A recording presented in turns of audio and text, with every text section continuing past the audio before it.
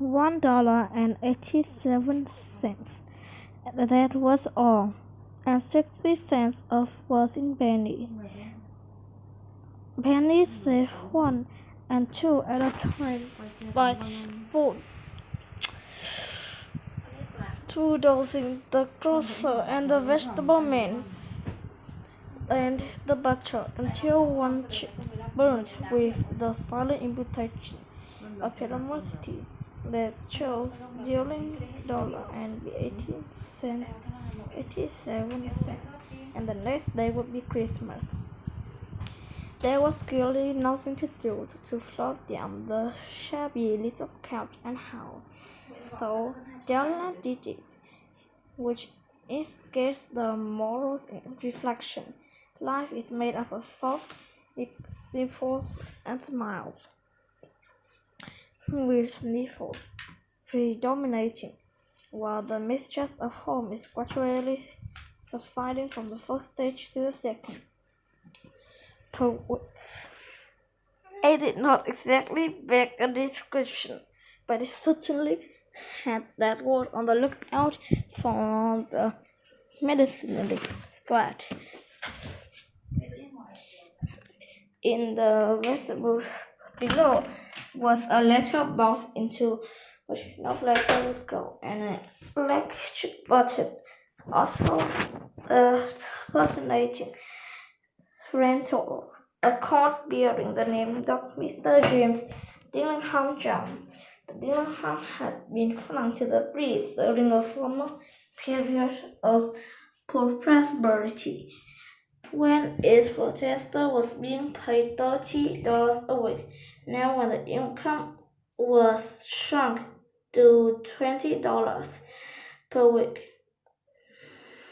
now they were shrinking seriously, contracting to the modest and unassuming D. But whenever Mr. Dillingham's John came home and reached his flat, he was called Jim and ready hard by Miss James Dillingham, was already introduced to as Della, which is already good.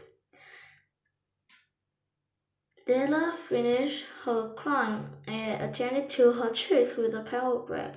She stood up by the window and looked at the duly gray cat walking toward the gray fence in the gray backyard. Tomorrow would be Christmas Day, and she had only $1.87 with which to buy Jim a present. She had been saving his penny he could for months. With this result, $20 a week doesn't go far. Expenses has been greater than had calculated. They always are. Only $1.87 to buy a present for Jim. Her Jim. Many of a happy hour she had planned in for a night for him. Something fine, rare and sterling. Something just a little bit near to be worthy of the honor of being with Jim. There was a pier glass between the window of the room. Perhaps you see a pier glass in an $8 flat. A thin and very angled person may, by observing this reflection in a rapid sequence of longitudinal strips, obtain a fairly accurate conception of his look. Della, being the lender, had mastered the art. Suddenly, she waved from the window and stood before the glass. Her eyes were shining brilliantly, but her face looked still within 20 seconds. Rapidly, he pulled down her hair and let it fall to the full length. Now there were two possessions of the James Dillingham John, which they both together the mighty pride. One was Jim's coat, what that had been his father and his grandfather's. The other was Della's hair. Had the Queen of Sheba lived in here and held the window someday, tried just to disappraise her Majesty's jewels and gifts. Chariots piled up in the basement. Jim would have pulled out the watch every time we passed. The same black as beer from Anvil. So now, Della's beautiful hair fell about her, rippling and shrinking, shining as a cascade of brown water, reached below her knee and made itself up for almost a garment for her. Then it is up again nervously and quickly, while she faltered for a minute and stood still. A tear splashed into the worn carpet on the way of her old brown jacket, on Duenna's old brown head, with a wool skirt and with the brilliant sparkles in her eyes. She fluttered out of the door and downstairs to the street, where she stopped the sign read Mersophone. Here goods of all kinds. One flight up Della ran, and collected herself, painting the Sophone. Will you buy my hair? Asked Della. I'll buy here, said Madame. Took your hat off and look at the face. Down the rippled brown cassette. $20, said Madame, lifting the mask with a practiced hand. Give it to me quick, said Della. Oh, and the next 2 hours chip on the rosy wings. Forget the harsh metaphor. She was ransacking the store for Jim's Presley. We found it last. It surely had been made for Jim and no one else. West has no other like it in any other store. She had turned them inside out. It was a platinum form chain. It designed wait a minute. Valued by something alone and meretricious ornamentation, as all the good things should do. She saw it. She knew that it must be Jim's. It was like him, quietness and value. The description applied to both. $20 they took from her for it, and she hurried home with the 87 cents. With that chain is on the watch, she might be properly anxious about the time in any company. Grand as the watch was, sometimes he looked at the sling on account of the old leather strap that he used in place of a chain. When Della reached home, her intoxication gave little way to reasons and reasons. She got out her coaling irons and lighted gas, worked to repairing the furniture, and made Jenny Rosie Eddie to love, which is a tremendous task. Dear friends, a mammoth task.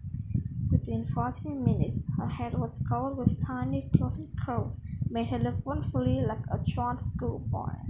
He looked at her reflection in the mirror long, carefully and critically. If Jim doesn't kill me, she said to herself, while he takes a second look at me.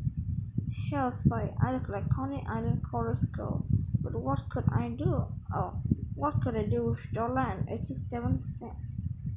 At 7 o'clock, the coffee was made of frying pans on the back of the stove, hot and ready to go to chop. Jim was never late. Della doubled the full chain in her hand and sat on the corner of the table near the door he always entered. Then, if she heard his step on the stairway down to the first flight, she turned white for just a moment. She had habit of saying little sign prayer, but the simplest everyday thing. Now she whispered, Please God, make him think I'm still pretty. The door opened and Jim stepped in and closed it. He took very thin and serious. Poor fellow, he was only 22 and be burdened with a family. He needs a new overcoat he was without clothes. Jim stopped inside the door in a hurry as he set the screen. His eye was thick as one daylight. There was expression in them that she could not read. Terrified her. It was not anger, not surprise, not disapproval, no horror, nor of the sentiments that she had faced before. Seemingly she had her face with her peculiar expressionless face. Then we got off the table and went for him. Jim, darling, don't look at me that way. I had cut my hair and thought because I couldn't have lived for Christmas without giving you a present. It'll grow again. You wouldn't mind, will you? I just had to do it. My hair grows awfully fast. Say Merry Christmas, Jim.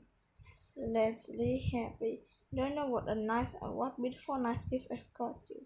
You cut off your hair? Asked Jim. Laboriously, it's not about whether painted fact, yet the whole is mental labor.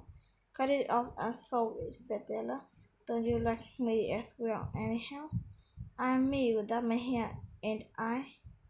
Jim looked at the room curiously. Just so your hair's gone, he said with an air of almost idiocy. You needn't look for it, said Della. It's sold. I tell you, sold and gone, too. It's Christmas Eve, boy.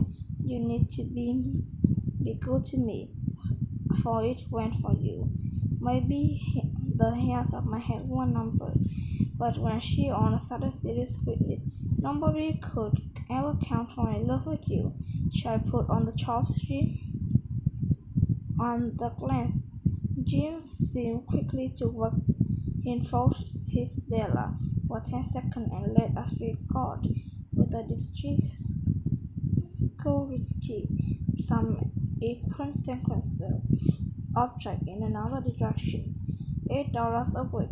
Mathematician or wit who gives you the wrong answer. The monkey brought valuable gift, but that was not among them. This assertion will be illuminated later on. Tim drew a package from his overcoat pocket and threw it on the table. Don't make any mistakes, Dale, he said, about me, and don't think there's any in the way of a haircut, shave, or shampoo that could make me and my girl any less. But if you unwrap that package, you may see why you had me going wild at first. White fingers and you were torn a string of paper, then a silly string of joint, and then, alas, a quick feminine change to the historical tears and wails. This says things at the imminent employment or the comforting powers of the Lord of the Flags, for their laser coat, the set of combs, side and black, the Della had worshipped long in Broadway window. Beautiful combs, pure tortoiseshell, with jewelry rings, just the shade to wave the beautiful vanished hair. They were just expensive combs, she knew, and her heart had simply craved and yearned over them without at least hope of the possession. Now they were hers, but the treasures they should have adorned, converted adornments to her gone. But she hugged them to her bosom. At length she was able to look up with dim eyes and smile and say, "My hair grows so fast, Jim." Then on Della leaped like a little finger and cried, "Oh, oh!" Jim had not just seen this beautiful present. She held out to him eagerly upon her palm. The dull precious metal seemed to flash with a reflection of her bright and ardent spirit. "Isn't it a dandy, Jim? I hunted all over to find it. You had to look at me at the time 100 times in a day now. Give me your watch. I want to see how I look on it." Instead of obeying, Jim tumbled down the couch, quickly ended the passive hand and smiled. "Dell," she said, "let's put our Christmas presents away and keep them a while. They're too nice for you as presents.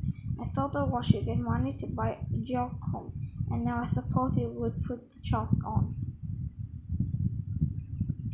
The Magi, were wise men, wonderfully wise men, who brought gifts to babe in manger. They invented the art of giving the Christmas present. Being wise, they gave a no doubt wise one, possibly bearing the privilege of exchange in case of duplication. And here I have lamely related to you in an uneventful, unwisely sacrifice for each other and the greatest treasures of the house, but in the last words to the gift and were the means of the wisest of all, who gives and receive gifts such as the widest. Everywhere they are the widest, they are the Magi.